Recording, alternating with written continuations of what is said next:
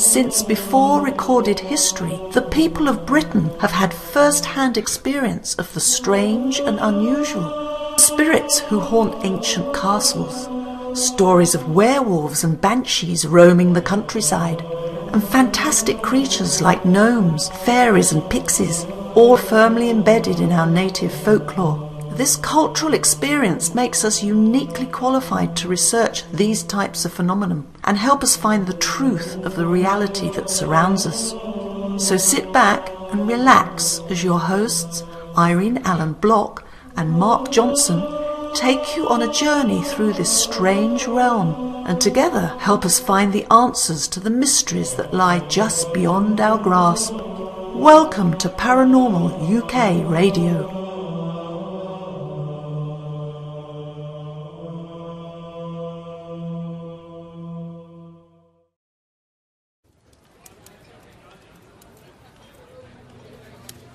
Welcome back to Paranormal UK Radio, broadcasting to you on the Paranormal UK Radio Network. I'm your host, Irene Allen Block, and with me tonight is my co-host, Mark Johnson. Hello, everybody.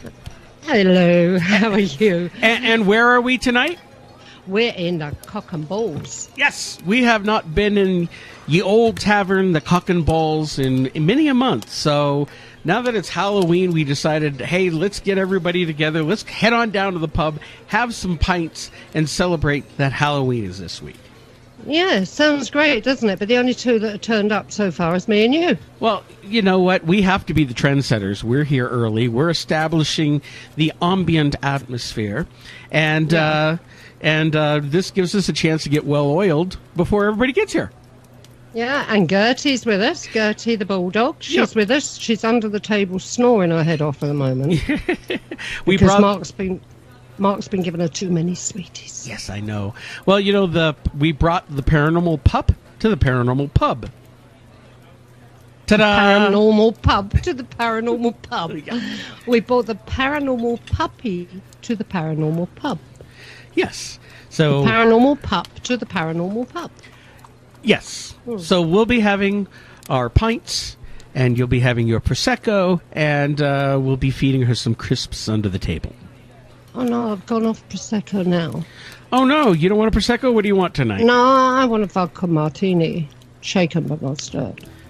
Okay, Jane Bond. Vodka.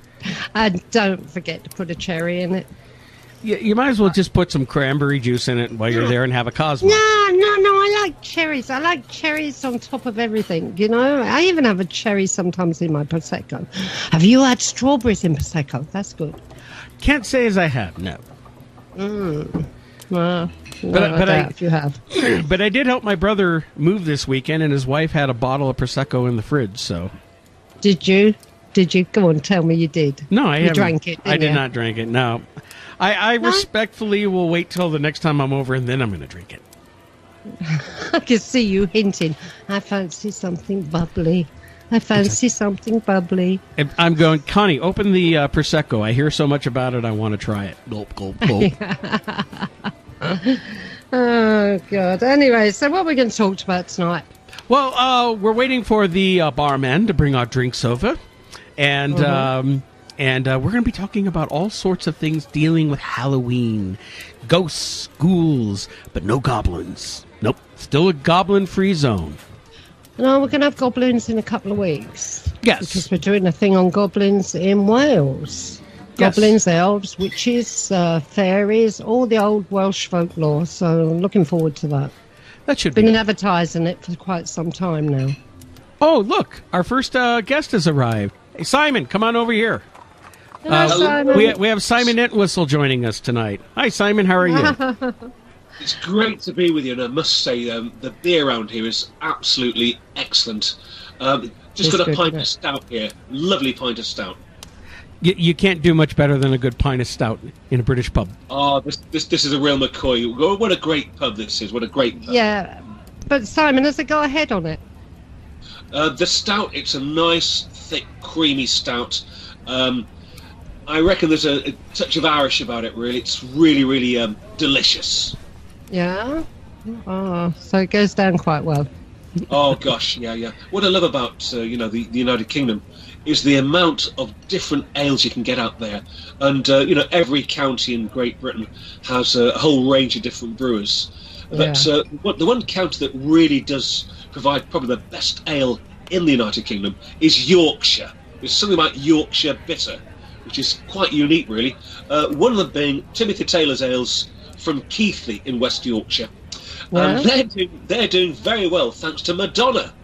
Now, Madonna was seen with a bottle of Timothy Taylor's ale after she came off stage for one of her concerts, and people saw this and thought, wow, she's into Timothy Taylor's beers, and it did an awful lot for Keighley, West Yorkshire. Oh, that's a nice story. No, she was into a lot. She was into a lot of men too. Doesn't mean everybody else is going to be into it. Well, she's like Timothy Taylor ale, sure. It's like, well, go ahead. I was going to say, changing the subject now onto spirits. It's from ales to spirits. You got any stories to tell us about spirits, Simon? You're in the pub, folks, and pubs are they're fantastic places, really. I mean, it doesn't matter which city, which town you go to on both sides of the Atlantic. So I've been to some great bars in America, and there's nothing like more than sitting down in a corner, getting a drink, and then having a conversation. But if the public house has got a ghost story behind it, then they're well and truly worth looking at. I conduct quite an unusual tour called Ribble Valley Haunted Inns, where we get into a minibus or a coach, and we visit 6 really, really ancient public houses. We have a drink in each pub, but I also give a talk about the history of the pub, the heroes, the villains, the ghosts, and the murders. And it's quite a good tour, really. It's a great way of spending your day out with a few drinks, and a lot of history, lots of stories thrown in as well, really. One of those. A lot of our inns over here are very, very old, aren't they? They go back hundreds of years, so they've got spirits, and not of the bottle kind. Yeah, what's just a little bit sad, Irene, is according to the national press in the UK, we are losing 350 public houses a month in Great Britain. It seems that the 21st century does not like the British pub. Of course, you can go to the supermarkets and you can buy really good quality beer, like a pint of beer for £1.29. A lot of our leading supermarkets, but in the pub they're about £4.50. In the City of London, you'll be paying £5 for a pint of beer. That's more than that. Yeah, it's quite expensive, really, isn't it? Yeah, it's quite expensive. Anyway, have you got a story to tell us about a particular pub? I have. We're going to make our way now into the beautiful Ribble Valley, and a gorgeous, gorgeous old inn that was built in the year 1780, called the Swan Hotel. And in the year 1843, working the Swan Hotel was a young lady called Mary Lane. Now, Mary, through no fault of her own, suffered terribly from learning difficulties. She was a scullery maid, should make the beds, should make meals, etc. And she became pregnant to an unknown guest. The landlord, Harry Cummings, said to her, look, when you give birth to this child, I don't think you're capable of being a mother. I'm going to have the child taken away immediately and fostered outside the area. Now, Mary gave birth to a perfectly healthy baby daughter. And Cummings, he had the baby taken away immediately, and the baby was fostered outside the area.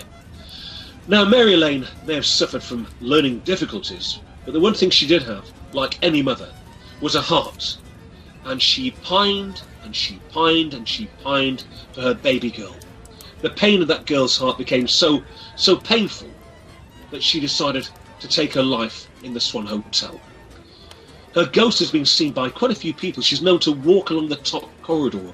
She's been known to smile out of the plate glass mirror in the restaurant at the back of the old inn. But way back in 1968, a most unusual event took place where a family from Ipswich and Suffolk were travelling through the Ribble Valley, and they thought they'd break their journey up when they saw the old Swan Hotel there, and they drove the car into the car park. In the car was mum, dad, 2 daughters. They made their way inside the inn, and the dad and the 2 daughters went to the bar to order drinks and to order an evening meal from the restaurant, whilst the mother went upstairs. Now, this wasn't just any normal mother. This was indeed a spirit medium. And as a tour guide, I do come across mediums. You get some very, very good ones. You get some pretty bad ones sometimes. But this lady seemed to be on the ball. She made her way into the bedroom. She opened her suitcase and was heard to say the words, "What's your name?" "Mary Lane." She got it in one. Mary's ghost materialised in the bedroom and had a conversation with this lady from Ipswich in Suffolk about how she'd lost her life and what had happened to her. This lady then went downstairs and told the landlord, who was cleaning a glass at the time. The landlord was quite shocked. This lady from Ipswich in Suffolk, who had only been in the building for a matter of minutes, knew all about the ghost of Mary Lane. The glass fell through his hands, and smashed at his feet.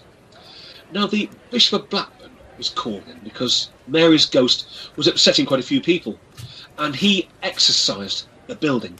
However, to no avail. Poor Mary Lane's ghost still haunts the upstairs corridors and indeed the upstairs bedrooms of the famous Swan Hotel that was built way back in 1780.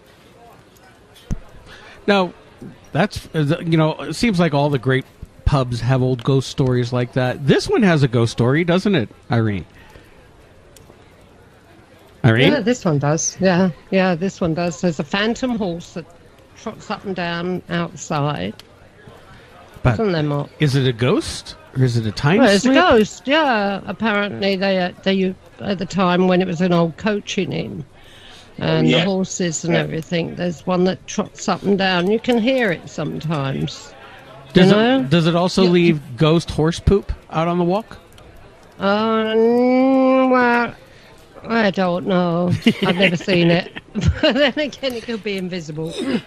But I'll tell you something. I was in... have you heard of the Mermaid Inn in Rye? Oh, yes. Yes, I have indeed. Well, I was in there once having a drink, okay, with the hubby. And I went to the toilet. After a couple of... I was drinking wine then, so after a couple of wines, I went to the loo. And when I walked in the loo, there was this woman standing there. And I knew instantly, she wasn't living, right? So I just went, out of my way, I've got to go to the loo, get out of the way, I can't have got time now, and all that sort of thing. And there was just 2 cubicles in there, and I went into one. When I came out, she'd gone. But as I came back down to go into the bar, you had to go down a couple of steps. I went head over heels. I nearly said something else then. I went head over heels down those steps, and I tell you, something pushed me. Literally something pushed me. And I think it was this woman that was in the loo that I never had time for. You know? A woman scorned. You know what that means. Don't ever... Yeah. Well, that's it. And I was not rat-assed or anything like that, you know. I'd only had a couple of drinks. But I was in such a hurry to get into the loo that I just kind of totally ignored her. I haven't got time for you. Boom, and into the loo, you know? Incredible, really, isn't it? Public houses do have these great stories behind them. But when you mentioned, ghostly horses... there's a most amazing story from the Wild West, the old Wild West, of a ghostly bull, a steer called Murder. Would you like to hear the story? Yeah. Yes, please. The old Wild West had its share of ghost stories, but none is stranger than the tale of the steer branded Murder. From 1890 to 1920, cowhands have shuddered over the legend. The story really begins in 1890 in Brewster County, Texas, where the brothers Zach and Gil Spencer were rounding up longhorn cattle. The two had always been very, very close, but tempers frayed in the hectic roundup. Suddenly, there was a dispute between them over a handsome steer with an enormous spread of horns. "We could draw straws for him," Gil suggested. "Or better yet, our guns," Zach roared, whipping his 6-gun out of its holster and shooting his younger brother dead. When his temper abated, Zach was grief-stricken. He sadly lifted his brother's body and placed it tenderly over the back of a horse. A thoughtless cowhand asked how the steer should be branded now. "With the same kind of brand that's on my hide," Zach sobbed. "Brand him Murder and cut him loose. And I hope to God he haunts the Messer for 1,000 years." He buried his brother later that afternoon, and then sadly, he killed himself. A few months later, the branded steer began to appear in widely separate parts of the countryside. Amazingly, many who had even a passing glimpse of him were fated to kill or be killed. A cowboy saw him and told his two best friends about it. When they accused him of lying, he shot them both. Hours after sighting the maverick steer, a small rancher killed his brother-in-law in a family argument. A runaway boy lost all desire to be a gunman when he met the steer on a lonely trail. In the nearest cow town, he tried to surrender his guns to the marshal. Tragically, the marshal misinterpreted the gesture and shot him down. It was believed that the steer had died and had become a ghost whose restless hooves were taking it across the borders. The physical description had changed too. The steer was now a bull. Lon Allen, a Montana ranger, said in 1920 the brand came across him, looked big and red, and not healed up the way it ought to be, not haired over at all. It looked as raw and as cruel in the moonlight as on the day they burned it into the critter. Allen had been a partner with his friend Cole Farrell in a small spread next to Fay Dow's Deed Down Ranch. Dow went to their land and one night called an Allen when he knew Farrell was in town. He managed to convince Allen that his friend was making love to his girl. Crazed with jealousy, Allen crouched in a midnight ambush with a 6-gun in his hand. At the sound of hoofbeats on the trail, he braced himself to kill. But the thing that blundered into the moonlight wasn't Cole Farrell's horse. It was the bull, branded murder. In a wild panic, Allen sent 4 bullets crashing to the creature's skull. The apparition looked at him sadly, and then drifted away. Fay Dow heard the shots and gleefully rushed to the scene. As the plot became evident, there was a shootout in which Allen was wounded, and Dow died with 2 bullets in him. In the strange trial that followed, Allen took the stand in his own defence, and in defence of the actual bull. It was true, he said, that he had seen the phantom and had killed a man moments later, but his partner was riding towards the ranch. If it hadn't been for that bull, he'd have killed the wrong man. The jury took 10 minutes to acquit Allen. The ghostly bull, with a scarlet brand, faded into history, for no one ever saw him again. Wow. Fascinating tale. And, man, you got shot at the drop of a hat back in the Old West. Yeah, they don't.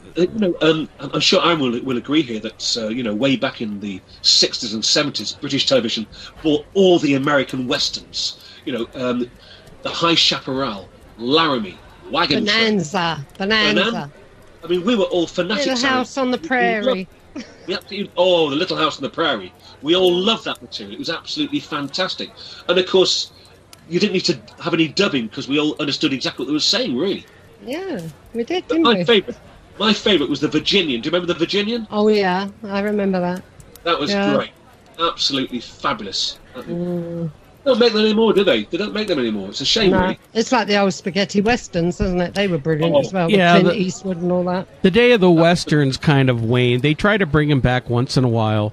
Not quite as successfully. I think the biggest hit show right now is on HBO, which is Westworld, which is based on the old movie of that Michael Crichton movie of robots, at a future amusement park where you can live like you're in a Western. They remade it as an HBO television series, and it's really phenomenal. They did a good job, but no other real traditional Westerns going on right now. And I'm a big Western fan, but they don't make them that much anymore. Without a doubt. Yeah, just very quickly, would you like to hear my impersonation of a galloping horse? Oh, yes, then. Please. And I'll just use my mouth for this, folks. Here we go.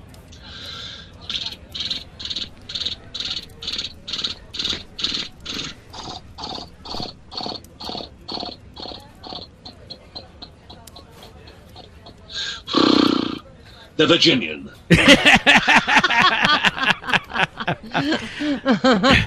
That was good. I'm going to have to keep that for the sound effects for the show later on. Would you like to hear my train, folks? Oh, certainly. Okay, well, this is the sound of the steel wheel, wheels on the steel tracks. It's got a lovely echoing sound, this one.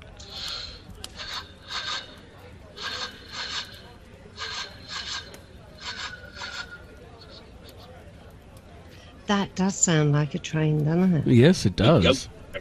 Yeah. Can you do a bus? Now, we're in the pub, of course, folks. Now, do you remember the old beer pumps, Irene? Yeah. They were like electric pumps that used to, draw the beer up from the barrels from the cellar into the pint glasses. It had a lovely sound, a bit like this.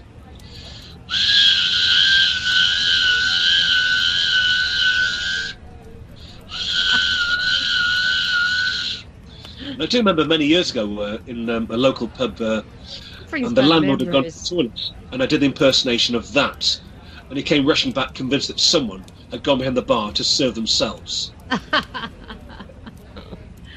I don't know. Oh, it's all memories, isn't it? Pubs are fun places to be, really, aren't they? Really... yeah, they are, especially when you've had a few. But I do remember, Mark, being way back in 1987, I had a fantastic holiday in America, and I went to Philadelphia, a fantastic city, marvellous city, walked into a bar, and, of course, my English accent came across quite clearly, and this chap told me he'd been to England for a holiday, and of all the unusual places to be, he'd been to a pub called the Barnaby Rudge. Now, the Barnaby Rudge is a public house in Cumbria, in the English Lake District. It's down a little lane. It's very hard to find. But I thought, of all the pubs in Great Britain to mention, it had to be that one. Incredible, really. I will say that there was, I spent Saturday night in a local pub here in Colorado called the Stagecoach Inn. And this is a very haunted pub here locally. It goes back, originally there was a stagecoach stop there. It served as a hotel, boarding house, and a brothel. And now it is a restaurant. And I talk to the staff there, and they're telling me all the time, every other day, something's happening. One of the bartenders said just 2 weeks ago, a big beer pint flew off the bar and shattered against the far wall. They've seen apparitions downstairs. When I did an investigation there earlier this year, and we got, some EVPs, some voices, but for me, the most intriguing thing that happened, I was sitting on the stairs that led upstairs to what now are offices up there. They used to be part of the hotel rooms. And I didn't see anything at the time, but I had my camera rolling, and my camera caught this white ball of energy. I'm hesitant to call it an orb, but this ball of energy flew through the doorway from the bar, went over my head, came around the back of the stairs, and then started weaving in and out of the spindles on the banister. I have never seen anything like that in my life. It's quite amazing, that one, really. Yeah, it is. It's intriguing, and so I'm definitely setting something up to go back there, hopefully in the next few weeks, and we'll do another investigation and see if we can get in contact with who exactly is there. They don't seem to be able to pinpoint a specific ghost, but they just have all different types of activity happening there. Right, now looks like we've got Andy Mercer just joined us. Andy Mercer's the co-host of Paranormal UK Radio. Hello, Andy. Good evening, everybody. Can you hear me? Yes, we hear you. Yeah, have you got your drink? Yeah. Good. Yeah. Mark, you see, Mark since put a bit of money behind the bar. Yeah, well, since Andy's late, he has to go get the next round. So £5.50. Well, I asked the barman for a chai latte. I got a very strange look, so perhaps I better not go back up again. Oh dear. Well, Andy, we're talking to Simon at the moment, Andy. Sorry, Mark. No, I was just going to ask Andy. Have you ever met Simon before? I was just thinking. I don't think we have actually spoken before, Simon, have we? I don't think so, Andy. It's a pleasure to hear your voice, and very nice to meet you here in this fantastic pub. Yes, it's rather pleasant. It's nice and cosy on a rather cold winter's night. It's getting a bit chilly outside, isn't it? So it's nice to set up. Lovely corner there. Lovely fun. Lots of really good quality real ales here as well, which is very nice. But no chai latte, which is a shame. You can get your me pick. Coming in asking for a cappuccino, isn't it? Well, I tried that too. Oh, you did? Oh, okay. Yeah, Andy Simon's got a show on the network, on the Paranormal UK network. Paranormal UK. See, how many drinks I had? One. Paranormal UK radio network called Tales of the Unexpected, where he tells us all stories. And I've been adding them to our YouTube station, and of course I listen on as I add them up. They're all very good indeed. Very enjoyable. Yeah. In fact, your latest show, Simon's the next thing to go up. So. Oh, Mubs, what I really do love about radio is you can paint a picture in people's imagination. And I think, ghost stories, well, any story really, comes across better on radio than I think TV, really, or the screen. It's also with painting a picture in the imagination, really. Absolutely, very much the case. The old fireside ghost story, sort of Dead of Winter, like Victorian tales of spookiness. Yeah. It's very much that, isn't it? It's a continuation of that old tradition of stories by the fireside, absolutely. Yeah, I think Charles Dickens was an absolute genius, really. Genius. And, of course, he wrote some pretty good material as well, really. Yeah, absolutely. I don't think Christmas is Christmas without at least one version of Christmas Carol being on somewhere. Well, yeah. How right you are, yeah. It's that lovely Dickensian feeling, isn't it, really? Absolutely. See, I think that they need to do a remake of it, because remakes are all the rage in Hollywood these days. So I think they should make one called A Christmas Carol with zombies. That would be too hard. You can turn the Ghost of Christmas features into a zombie. He doesn't speak. So and get Scrooge chased down by the zombies of Christmas Past. Oh, Lord. I'll tell you a quick story, actually, about a modern remake. I don't know if you remember back in the 1980s, Bill Murray appeared in Scrooged, the kind of modernised version. Yeah. And, of course, it's the same moral tale as it always is about trying to be good to people at Christmas. Right at the end of the film, as he's actually talking to the camera about being nice to people at Christmas, in the cinema I was in, a fight broke out. At that exact moment, I thought, that's just the irony of this is just beyond belief, that these two guys are having a punch-up in the cinema at that very point where he was saying about being nasty to each other over Christmas because he's reformed, so you should be good as well. It's like, you couldn't have made it up, the timing. It's unbelievable. Well, I know somebody who was getting coal in their stockings that Christmas. Oh. Irene, hey, look who else just walked in. Is that... Oh, gosh, it's Charles and Jane. Hiya, come over here. Come on. Hello. Okay. Welcome, you two. We have... Yeah. Charles and Jane Christian are joining us. Charles, of course, is the host of Urban Fantasist, which is on fortnightly here on the Paranormal UK Radio Network. Charles and Jane, you guys put on a great show. Well, thank you for coming down to the pub to join us. Our pleasure. You're welcome. Believe it or not, this is their Christmas get-together. Except we do it at Halloween. We do it at Halloween. It's cheaper. Just one time. You only have to do it once then. So, yeah. Anyway, how are you, Charles and Jane? I'm fine, totally fine. We've just put together our latest show. It'll be coming over to Mark very, very shortly. And, getting ready, thinking of ideas for the next one. Oh, brilliant. Well, tell us about this one? The main feature of this upcoming show is an interview with Ben Aronovich, who's a best-selling urban fantasy author in the UK and over in the US he's doing well as well, who has a book series out called The Rivers of London, and it's police procedural but set in a world of ghosts, folkloric creatures, legend, and it's a lovely mixture. He's also a one-time script writer for Doctor Who. He did a famous episode years ago about the Daleks, where he broke the myth that the way to escape from a Dalek was to run up a flight of stairs by having the Daleks suddenly be able to levitate and chase people. I remember that episode. Yes, levitate. Levitate! Elevate, that was it. Exterminate! I actually thought that was a fake name, I have to say, with the author. I thought, I've never heard that before. That's probably another more famous writer using a fake name, but obviously not. So that book series sounds absolutely fascinating. That's the sort of thing I'd like to read, definitely. Yeah.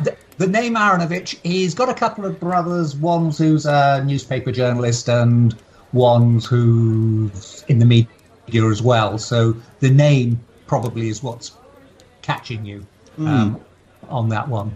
But yeah, no, he's the real McCoy, and it's a fascinating interview. And I say the books are well worth a read because they're a lovely mixture. And the theme of the Rivers of London is the fact that all the traditional rivers of London, the small ones like the Fleet that are all being covered up now, all had their ghosts all had their own local spirits, their sort of genius loci, little ancient gods. And they are still around, only now they are executives in water corporations and things like that. Well, I certainly think those little spirits are still around today. I've investigated the Viaduct Tavern on more than one occasion, which of course runs over, is the tavern, of course, the Viaduct runs over where the Fleet used to be. So that's definitely got a lot of atmosphere to that place. So no, I'm quite a believer in the whole idea of the genius loci, the spirits of a place, that any old sites like rivers, etc., that are flowing, have energy moving within them, do have these spirit entity energies, not ghosts in the traditional sense, but an energy that's in there. So that sounds like an interesting read, definitely. Although I'll always know the man that made the Daleks walk upstairs. Well, now they have the Daleks can just pretty much fly and levitate wherever they want too. So they do seem to free fly everywhere. I'm a big fan of Doctor Who, and now I'm eagerly awaiting to see what they're going to do with the series now that they have a female Doctor, which I thought that they've needed one for quite a while. And it's creating quite a stir for some reason. I don't understand that, but a lot of controversy about it, but I'm looking forward to seeing it. It's filmed just down the road from me, actually. Oh, sorry, Jane. What were you saying? No, it was me. What was that? I was just going to say, I think a lot of people are very traditional about Doctor Who, and they just can't get over the idea of it not being a guy. But I think what you can say is, if you're like myself and some of the guys who have watched the old Doctor Who classic series, the idea of a female Doctor for us is pretty strange. But if you've been following just the new series, say under 30, for example, under 40 even now, the idea doesn't seem quite so odd. But apparently the idea was put out there as a possibility to save the series the last time around, the 1980s. Floated the idea of a female Doctor, which the BBC just said, no, we're canning it, full stop, the ratings are awful, so we're dropping it. But the idea was actually put out there back in those days. So this isn't actually a new idea at all. But I was hoping for Chris Marshall. He's an English actor who's on various things, including one of my favourite shows, Death in Paradise, which, despite the name, is actually a slightly funny detective series set in the Caribbean. And I thought he would make a brilliant Doctor. So I was disappointed he didn't get the role. But I wasn't mad on the idea of a female Doctor, but I'm happy to give it a try, certainly. I've seen her in a series called Broadchurch, which was very good, and I've also seen her do some stage acting in a play she did with Christopher Eccleston, of course, who was the first Doctor when it was brought back, and she was very good in that. So I'm hoping she brings that sort of dynamism, if you like, that integrity, that kind of fire to the role. But I think one of the oddest things about this is the casting of Bradley Walsh as a companion. That just seems very strange. And if you don't know who that is, Mark, he's an older comedy kind of comedian, comedy actor. In the sort of, I think he's early 60s, he must be now, at least late 50s. He seems a very strange choice as a companion. But we shall see. Well, they've had a number of strange companions over the years. And I have to admit, I've only been watching since the Resurrection started with Christopher Eccleston. I've caught some classic episodes here and there, but I haven't had a chance to watch most of them. And I enjoy the new series, although it took me a while to warm up to Peter Capaldi. I just had trouble with him the first season or so. But I'm looking forward to it. I'm a big American Doctor Who fan, so... Well, I've got to be honest, Stephen Moffat took over the directing and sort of running the whole show, and he brought in first Matt Smith and then Peter Capaldi. I don't think he's been much of a success. I don't think his writing is a little strange. Some of the Matt Smith stories just didn't even make sense. They were quite bizarre. And Capaldi's an excellent actor, and I think he's been somewhat...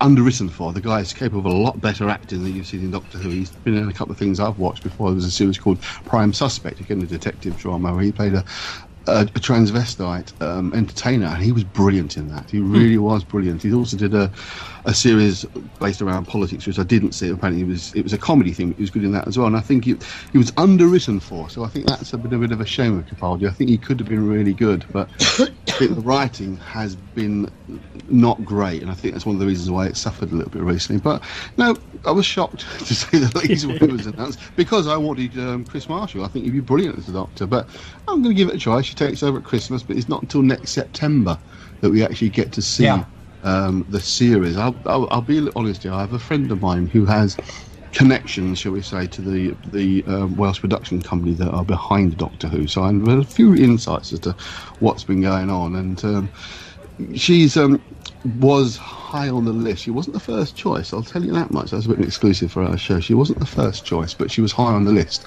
But she's taken the role, so there you go. Well, real quickly, we do want to get back to talking about ghosts and spirits for Halloween, but I do have to ask. I think we need a roundtable consensus here. Let's go around the table. Who is your favorite Doctor? Andy, you first. I'd have to say Tom Baker. He was my Doctor when I was a kid and I was growing up, and I think that's often the case. You know, the Doctor who introduces you to the show is your favourite. But he turned the role for 7 years. He had the highest ratings ever that the series has ever had at any point, and he was the big guy with the big hair and the big teeth and those huge long scarf. I had my nan knit me a scarf like that when I was a kid. So Tom Baker, he was my Doctor. I've enjoyed the Rebirth, and I thought the close second to that was David Tennant. I think he was excellent, but for me, Tom Baker was the Doctor. Simon, Simon, who is your favorite? Simon? Simon had to go. Sorry. Oh, okay. Sorry, he had to catch a bus. You know what? It's so dark in here. I couldn't really see who's He's around. levitated out of here. I couldn't really see around the table. So. Goodbye. All right then. So Charles, who's your favourite? Come on, quickly. Mine was Patrick Troughton, the second Doctor, because he was nice and anarchic and pushed his luck. And I mean, Tom Baker very much followed in the same disrespectful footsteps, and I like that. I mean, what's bizarre is the first Doctor, when he stopped playing the role, he was actually younger than Peter Capaldi when Peter Capaldi took over. It's just that you always imagine him as an old man, but it was a wig. Maybe people age more. Maybe people age more in the 1960s. And what about Jane? Jane, come on.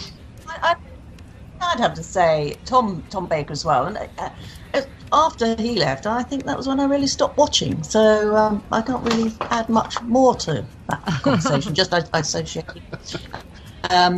It's the one I enjoyed mostly for the scarves, I suppose. Really liked his style. Yeah.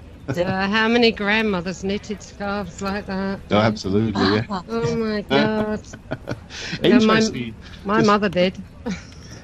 Just a little bit there for the guys. Matt Smith, the guy who played for Capaldi, tried to base his version of the Doctor very much on Patrick Troughton. He said he watched all the old ones, and that was the one he felt a connection with, and tried to be like a regeneration of the Patrick Troughton Doctor. And I think, since in some nights when you watch it, you can kind of see that there is that kind of naughty schoolboy thing. But the trouble was, because Matt Smith is so much younger, he looked like a naughty schoolboy sometimes. It didn't quite work, but that was what he tried to base his version on. Charles was Patrick Troughton. I have to say, for the American in here, David Tennant was my favorite of the new series, especially, which is what I mostly watched. What I like about David Tennant, he had that, that boyish charm, but he had that dangerous edge to him, too. There was something about him off kilter that could go violent or wrong really quickly. And David Tennant is just so masterful at playing both comedy and drama. And he really drew me in. I mean, I really enjoyed Christopher Eccleston when he first came in, but it was such a short run for him. And I didn't think I was going to like who they brought in next, but then David Tennant came in and he rocked it, in my opinion. All right. Well, apparently that's why Tennant became an actor, because he saw Doctor Who and made him want to become an actor. So it was his dream to play the part, and he was second choice behind. And he was second choice behind Eccleston. If Eccleston had turned the role down, then it would have been David Tennant first time. So, I know people involved in the industry. It's all very sad, I must admit, but I do know people who've been involved with the Welsh production company who's behind Doctor Who. So, I can't remember the company till off the top of my head. But yeah. So I've a little bit of an insight. Okay. Right, now, getting back to your show. Oh, I've got... Yeah, it's okay. But, okay. Try it again. Yeah. Getting back to your show, Charles. Yes. Okay, so what else is coming on? Do you want to speak, or do you want Jane to talk about something? Well, my bit got edited out, actually, so I've joking. got a lot to say. Oh, yeah, but you've got that because voice, because of the interview. Oh, thank you. Yeah, you've got that magnificent voice. Oh, okay, so you were cut. You know, I told you. Yeah. Well, I think I've got a little bit in there. You're in with the ghost, and you're in with the bit where we talk about Mischief Night, which was the popular northern equivalent of Halloween back in the 1950s and 60s, which took place on the 4th of November. And it was Mischief Night because basically everybody went around being naughty, putting fireworks through doors. A popular thing was to order a long stream of taxis to go to a schoolmaster who you hated. So you just had an endless stream of taxis turning up at his door to be sent away. And that was a popular northern occupation. And we also, we didn't have pumpkins. We used to use turnips. And 50% of us ended up with stab wounds from trying to carve out a turnip with a kitchen knife, which are chisel it out. I'll tell you though, I've seen some of those turnip carvings. They're way scarier than pumpkins. Yeah, well, that's the traditional method. Wow, let's face it, a turnip is more scarier than a pumpkin anyway, isn't it? Yeah. It's got that little pointy head. Yeah. And they're heavier, so one of those lobbed at someone is going to do quite a bit of damage. We had the... I mean, we've got that thing here, that sort of north-south, is it a turnip or is it a Swede? What we call turnips with the big orange things, that's sort of purple on the outside and orange inside. I see. All right. That may be a bit too much detail. Anyway, can you tell us? Yeah, a little bit too much. Right. Can you tell us some a ghost story while you're here? Either of you? Charles, come on. Think ghosts. Right, okay. Well, the ghost we're featuring on the show this week is a ghost that actually walks on the 3rd of November. And it's a lady who is seen plunging to her doom from the top of a tower in what's now a museum in North London. And she either jumped because she was unhappy or she was chased by her husband and trying to escape him fell to her doom. And it's a nice one. She goes over the top with a wild, despairing shriek and falls down to her doom. So there we are. We have a line from a newspaper report in nearly 200 years ago, and it says, "And her despairing cry is heard floating away on the autumnal blast." What we discuss in the story is the fact that she may well have been murdered. And the whole thing was a bit of a cover-up by her husband, who very conveniently was then free to marry his earlier girlfriend, who'd by then become a very wealthy widowed duchess. So, did she jump off? He chucked the present wife off of the tower. Yes. The Duchess's husband, the Duke of Somerset, died, and so she was once more fancy-free. And conveniently, the wife of the boyfriend, if you like, the wife had her fatal fall, so he was free to marry his old girlfriend. Did she come back and haunt? I mean, like she was fully entitled to come back and haunt and be a bit nasty and cause terror, but she didn't do that. No. But what did she do? Well, I think the idea was they spent all this money redoing the house. And then anybody visiting would see her toppling off the tower, so that would put the mockers on the place. However, in a sort of an irony, the place is now a museum, and you can go there and hire it for weddings if you're not put off by the thought of the irony. The irony. Yes. So what museum is this? Do you know? This is Yeah, it's Bruce Castle, which is actually very near the Tottenham football ground on Lordship Lane in North London. And it's called Bruce Castle because apparently there's a connection with Robert the Bruce going way back, that he may have owned some land around there. Yeah. It doesn't look like particularly. It looks more like an office block, but not very castle-like. Yeah. Well, it got converted into a school for about 100 years. So that rather took the mockers off it. And I say it's among other. Sorry. Don't say my mum. Among other things. The road there. Sorry, go. Oh right, so you know it. Yes, and apparently nowadays there's also a small museum of bygone post boxes. Oh really? This is sounding more and more of a fabulous wedding venue, isn't it? I mean, it's got everything. Yeah, and you can post your invitations. Yeah. and it looks like an office block. Well, the attraction is the old biddy going off the top of the tower every now and then, isn't it? Let's face it. Well, this is Tottenham we're talking about. And as an Arsenal fan, I'm going to run it down, I'm afraid. So. So that's brilliant. Absolutely brilliant. So what else have you been up to? Anything else? Anything spooky? Well, I don't do Halloween, so I am a Halloween Scrooge, I'm afraid. Oh, I don't no. either. I don't. Gertie does. She was on Facebook with her little hat on, her witch's hat. She does. Yeah, she'd do anything to get that dog. She's trying to keep the British bulldog. Is she? Have I got that right? Yeah, she's an English bulldog. She's trying to keep up tradition. We've got a Chihuahua and a sort of lurcher, so I suppose we could dress them up. There's some nasty tacky outfits. Well, she has I think Gertie's got a look on her face of, Mum, what are you doing to me? I'm supposed to be a tough bulldog, and look what you're doing to me. I tell you what, she really, really does love it. You know, you can just put anything on that dog and she's like, okay, when's the sausage roll coming? You know? I'll do it. You've got to pay me, though.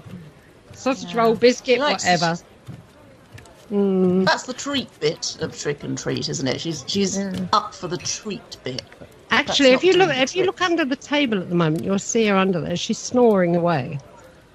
Can you see her? We can smell her. That noise was Mark. Yeah, that was. Yeah, I thought that was. Yeah, sorry, I ate something that didn't agree with me for lunch. That was the jet lag. That was the jet lag. Yes, that's right. Dear. Those peanuts on the flight, they were murder. Yeah. Anyway, so that's a lot of fun. Anyway, so you've got a show coming out. When's it coming out again? Thursday at 11 o'clock. Okay, and it can be reheard again on Tuesday on the Dark Matter Digital Network. Because all our shows now go out on Dark Matter as well. Excellent. Actually, since Andy, you came in a little bit late, I was wondering if you had any ghost stories to share. Anything personal that's happened to you or something that you've heard of? Oh, Lord. I could tell the story of my first ever ghostly experience, but I probably have done that one on more than one occasion on previous shows. But I can tell that again if you like. I'm just trying to think. Why not? Well, mine starts back. I was about 11 years old, and I was at a place called Coalhouse Fort. It's an old fort on the Thames coast. It's I think they call them. They're basically designed to defend the waterways, basically defend the Thames. They are built. Originally, was built in the first part was built in Tudor times, but that's long since gone. It was built up in the Napoleonic Wars, then rebuilt and built further in the First World War, and then built up again in the Second World War. And it's a country park surrounding it, but the fort itself at this point in the 70s was completely closed off. You couldn't get into it. It was surrounded by corrugated iron to keep people out. It was considered unsafe, but the fence were full of holes. It was easy enough to get inside if you wanted to. And often myself and other boys would go in to the grounds because there was a big open parade ground and you could play football in there basically. The fort was like a like an oval shape, went round the outside. In the middle was a large sort of parade come sort of standing area, and we used to get in there and play football. And on this particular sunny Sunday afternoon, I was in there with my brother and some other kids we just sort of met there, didn't know them, we were just sort of kicking the ball around together. And I remember looking up, and just to my left as I was looking, there were two men walking past. Now, at the time, I just looked up, or half up, and I was seeing sort of waist down, if you like, wearing what looked like khaki trousers and like strapping around their legs and sort of heavy boots on. And I remember thinking, well, that's a bit strange. And I didn't think more of it. I looked away, looked back again, and I just sort of see them a way off. And I thought, they're like dressed in uniform or something. I didn't really pay a lot of attention at that point. It was just like, that's a bit strange. Where have they come from? Where did they go? Because I just couldn't see them anymore. Anyway, I got outside afterwards, and I was just sort of talking to my parents and said, I saw these men inside. They were saying, don't be daft. There's no one in there. The place is completely closed off. There's nobody in there apart from you boys who shouldn't be in there. There's no one else around. There's no security patrolling or anything. It was just nobody. It was only sort of years later, doing a bit of sort of digging around, to realise what they were wearing was what you saw in the First World War, the uniforms, with how kind of the strapping around the lower half of the leg when they were full uniform. And I can only assume they're just like two men from the First World War period, because the site was in use during the First World War. No one died there, but it was being used to shoot down the occasional Zeppelin that went past, and obviously keeping an eye on the Thames for invasion. So we knew that was used for definite. And as I say, it was just so matter of fact. They weren't kind of vaguely misty or anything. It was broad daylight, sunny afternoon, and as I say, the first time I really looked at them, it was just from the waist down, and then glanced up again and saw them a little way off. But that was really strange. I remember thinking at the time there was no kind of sound, because it was like a gravel, but then we were playing football on the gravel, so the noise we were making was enough to kind of disguise it. But that really intrigued me, and was one of the... I did an interest even as a young kid, but that was the first time I actually saw something myself and thought, wow, that was real. I have seen that. Now, I've been to Coalhouse Fort a number of times and other investigations afterwards, and I have had experiences there, but never saw the First World War guys again.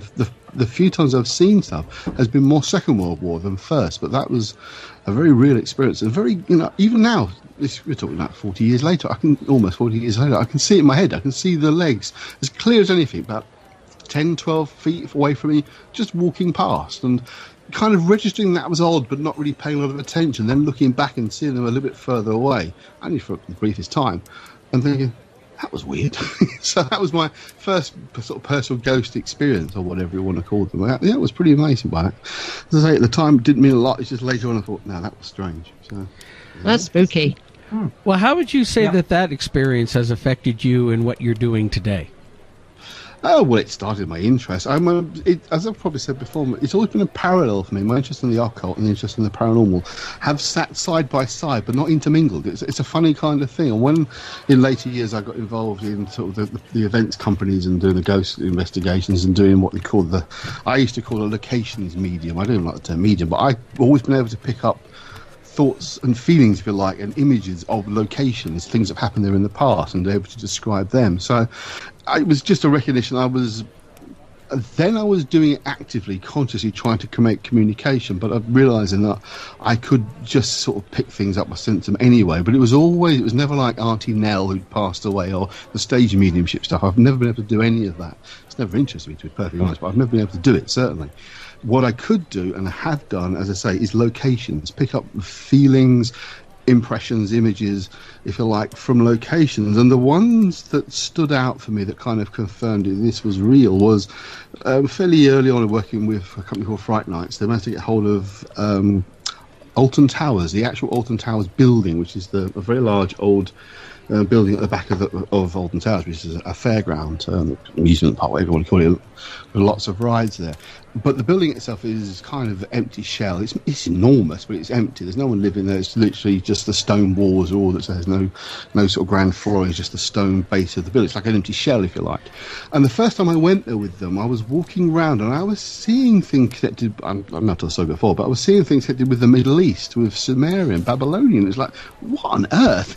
How would there be any connection with those kind of sites? And I think, I'm going mad. This is ridiculous. But anyway, it turns out that one of the earls who used to live there had a fascination with the Middle East, and he actually did bring some statues back with him, and apparently some of them are now in the British Museum. So that was real. That connection was there. It was just like, wow, this doesn't make any sense. This doesn't seem to fit with what you'd expect to find in a building that was kind of, I'm not sure when it was built, but it was not as old as it appears to be. I know that. It's not quite as ancient as it tries to look, but it's been there a long time. But just this kind of images of statues and things to do with, and they're kind of almost hearing the music of the Middle East, thinking, this doesn't make any sense. How can this place have any connection with it? Yeah, that's exactly what it turned out to be. One of the guys who owned it was fascinated by the Middle East. I had brought objects back from the Middle East. So yeah, it's just strange stuff.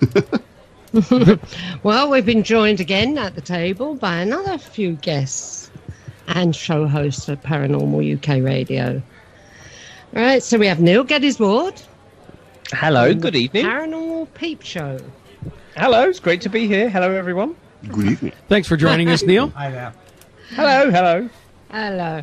With us today, Neil, and also, one moment, let me just get Ronnie and Philip Kinsella from Twin Souls, the show Twin Souls on the Paranormal UK Radio Network. Hello, boys. Hello, everyone. Hello, everyone. Hi there. Hello. Hi, guys. Good evening. Ronnie. Right, for your introduction, right, there's Charles and Jane Christian with us, Andy Mercer and Hi there. Mark, obviously Mark and me. So, how you been doing, you lot? What you been up to? Over to you, Ronnie and Philip. Well, I mean, you know, we're still doing our investigations, and we've just been, you know, I'm finishing off a new project, a new book, A Passage for Eternity, and Ronnie's just working on a new children's book. So busy and dealing with the paranormal. Aren't we all? Okay. I have a question for Neil. Yeah, hi, how are you? I'm not too bad. Neil, did you bring the rice pudding? No. Oh, no. shame. I went for my rice pudding as well. For those that don't know, that's a bit of a running joke, actually, in our last show that we did with Christian Jensen Roma. Rice pudding came up a lot in the discussion. It's just pure discussions of rice pudding, paranormal, ghosts and things, and we all seem to end up coming back to rice pudding. So it was a nice, light-hearted chat. But yeah, interesting. And please don't ask me. I can't remember the exact details of why we mentioned rice pudding. I think Andy was talking about the fact that he was getting poltergeist activity. Oh, some strange is going on here. Somebody's cell phone is going on. Ah, okay. Yeah, strange. He was getting paranormal activity in his kitchen just as he was putting the rice pudding on his microwave. So that was the first remembrance of it. So that's why we're talking about rice pudding. And then we brought it in again later on. So yeah, that's how the rice pudding developed. Ah, interesting. But I have been busy with editing videos. For those that know me, I run the High Wycombe Paranormal Meetup group in High Wycombe and Buckinghamshire, and we get different paranormal guests down once a month. And last Wednesday evening, we had the pleasure, the second time, of having David Caton, veteran UFO researcher, come along and do a talk. And he was doing his brilliant, but it's a bit gory talk on animal mutilations. So I filmed it and I'm editing it and I'm dropping all his slides into the edit timeline, as they call it, and it's taking a long time, but it's quite, I mean, I've got a strong stomach, thank goodness, so I can tolerate it, but it's a gory thing. So I will put it out on YouTube, but it's only for those that have got a strong stomach. Yeah, those things with regards to the animal mutilations, I mean, that's been something going on for years, a very long time. And I know that a lot of researchers are, you know, they sometimes got to by higher establishments. But there's still a lot of theory about, you know, what exactly is happening with them. Is it, you know, the government or you know, alien interaction? I mean, have they given you any clues as to that, Neil, at all? As to the origins of them, well, David seems to think that it is ET related, and he seems to think that I think it's called DEFRA, which is the Animal kind of Veterinary Association of Great Britain, have got lots of vets under their thumb about this. So if vets locally in different regions of the UK get these animal mutilation cases, they're being told to kind of hush it up or do something in some way as not to cause alarm to the local area, and they have to report it back to DEFRA. So it's interesting from that perspective. But as far as pointing out that it's definitely ETs, there's no proven link, but there certainly seems to be a lot of evidence connecting the two. Yes, I mean the other researcher you mentioned before, Tony Dodd, he did a lot of research into that phenomena, and I know that when I did the UFO conference in Cornwall, there was a chap there who'd written a book called Killers on the Moor, and he was very much interested in all of this research. I didn't have much time to spend with him because time was limited with the talks we were doing, but he was certainly an interesting guy as well. Yeah, he's actually an associate of David Caton's, so they've actually worked together, and they've actually gone out on field trips together with other people, and so they do know each other. So they definitely are talking on the same page, I think. Yeah, Mike Freebury, he was the author of Killers on the Moor, and I got a book from him as well too. But it's certainly something to talk about just before Halloween, isn't it? Things that go bump in the night. Didn't we? Sorry, Neil. Didn't we have David Caton on the show once? We did about a year ago, not long after he did the first presentation to us, because obviously he was still fresh in my mind, and I said, "Oh, let's try and get him on." So he came along kindly and did his UFO talking. I think he perhaps covered a little bit of animal mutilations and things like that. And so, because it's such a big subject of the stuff he's got. He was kind of touching upon the animal mutilations in his first talk about a year ago, so we got him basically along to do the sequel when he's finished it off, and he could have gone on for hours, but I mean we were leaving the pub by about midnight. We were pretty knackered, but it was a lot of slides to get through, a lot of images and everything. So, but yeah, I'm still editing in the thing now, so if you, I mean, I know you are and you don't want to see that sort of thing because of your pets and things like that. It's perfectly understandable, and I will put a warning out at the very beginning of the talk on the video to say, if you're sensitive to sort of thing, don't watch it. It's only for those with a strong stomach, I must admit. And David himself says that he goes a bit queasy at the sight of blood, but the interesting thing is he says that 95% of all these animal and human mutilations also is that the blood's missing, so there's no squeamishness on that side of things, at least. So it's very, very peculiar, though, and the interesting thing also is that there's a lot of skeptics. There's this thing called Skeptics in the Pub, which is a Facebook group, but they actually have physical meetups like we do, and there's a local one in High Wycombe, and of course I put my little adverts for paranormal talks that are coming up, and of course they try and shoot it down, and I knew that they'd be trying to shoot down my talk of David Caton's animal mutilations, and the best they could come up with that it's foxes that are killing these things, which is absolutely the mentality, ludicrous. Isn't it? Yeah, absolutely ludicrous. I mean, one of the cases quoted, and I know this one, was about 15... I've never known a fox to suck the blood out of another animal, and a bigger animal than itself, Yeah, I mean, there was a case of 15 seals in the Orkney Islands, which is off the north coast of Scotland, for those that don't know.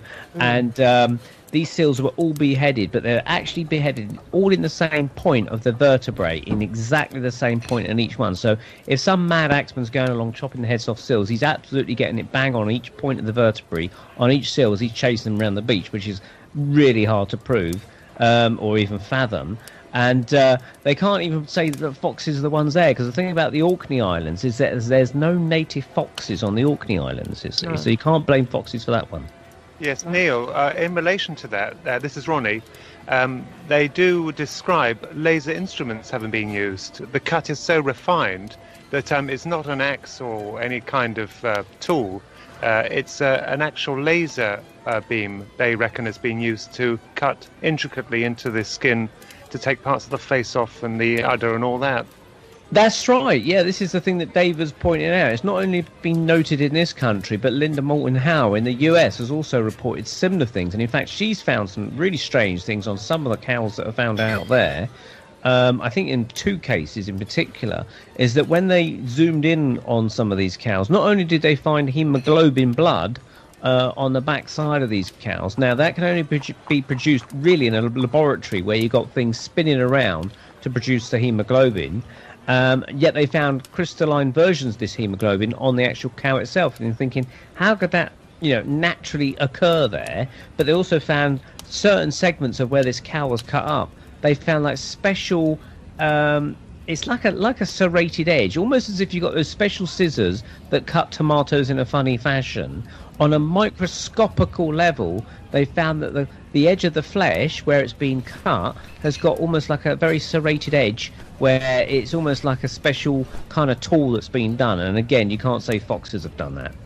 Yeah, what's interesting as well is that talking about cattle and ranches and that type of thing. I'm sure, I don't know if anyone else has had a look, but I know that the Skinwalker ranch in Utah, I believe it is under scientific investigation now, and there's another ranch that's been bought that a couple are trying to sell in Arizona. Oh, we know them. Yeah, they're friends of ours. Yeah, I was going to bring John Edwards. I was going to bring that up.